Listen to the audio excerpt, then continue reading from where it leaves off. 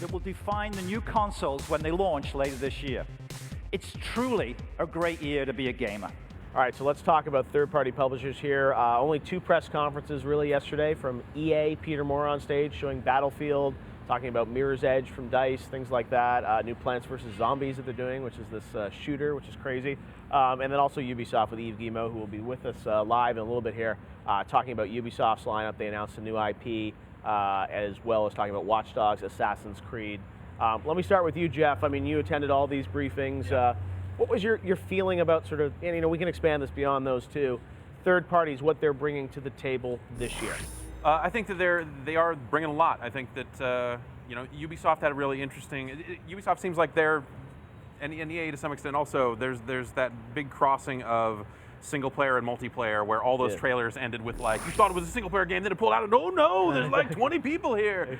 And I think gets to what Jason was saying about, when you have these connected consoles, you can start to lean into those types of experiences, and I think a lot of that seems really interesting. But I think we're seeing a lot of games that are expected in a lot of cases. Not a few huge surprises here and there. Finally Mirror's Edge, finally a Kingdom Hearts game. Finally answering those letters. But I think it's a lot of it seems safe, but still cool. Now, Andy, you look at especially EA. They've had a tough year so far, I think, with game quality, with a lot of their titles that have been low on sort of the scoring charts. Do you feel that EA was back in a big way yesterday? I think it's good for EA to have better focus, right? I mean, I think focusing on Need for Speed, focusing on their sports titles to try to bring up, to raise the bar of the quality. I think that's important for EA, and they work on a big scale. That's the thing is, EA works on a big scale. They can deliver on a big scale. When they've been kind of, I think, treading the middle ground, it's been bad for them. Do you know what I mean? I think they've done things like, even Dead Space. They made a great game, but then they didn't market it. I think that they kind of fell behind. They didn't follow through. And I think by having less titles for them and trying to focus, they can then be more successful and try to make better games. I think Rivals looked great. I was super excited about that. The Battlefield 4 demo for multiplayer, that building collapses. It's insane. The map is huge. Frostbite 3 looks fantastic. They gave a little bit of fan service with Mirror's Edge. I agree. So I think. And Dragon Age even. Dragon Age, a little fan service and Plant vs. Zombies. I think that Plant vs. Zombies might be one of the better games at the whole show. That looked great. It looked like a lot of fun. Cool, fun content, looked visually great. But Jason, you obviously have lived in the third-party world when you were at THQ. What are some of the things third parties are facing or thinking about right now?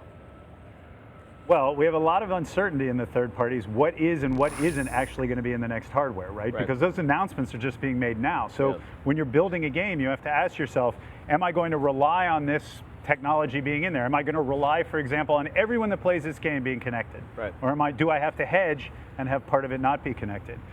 Clearly, there's a communication going on, so you're not suddenly waking up yesterday and finding out what's going on the hardware. But there is still an uncertainty. What is the price point? You don't know that. Which of these hardwares will have the biggest success? Where do I focus my energy?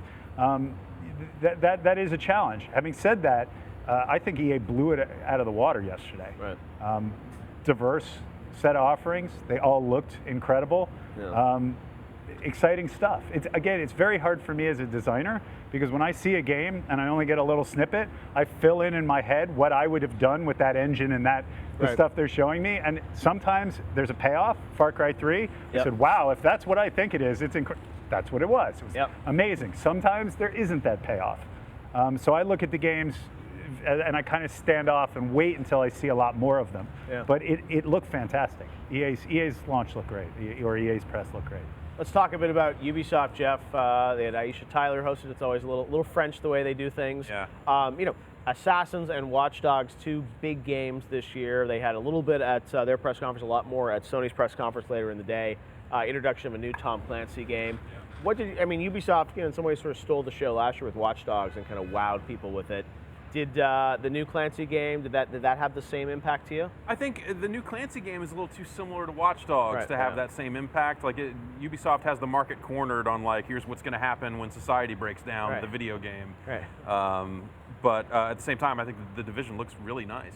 And the more I see of Watch Dogs, the better it looks. I think that's going to do really well for them. I could see that becoming kind of like this generation's Assassin's Creed. Assassin's Creed 3 not super great. 4 looks like it's potentially interesting, but I feel like Yeah. that's kind of tapering off a bit, and maybe Watch Dogs will be there to kind of pick up that slack.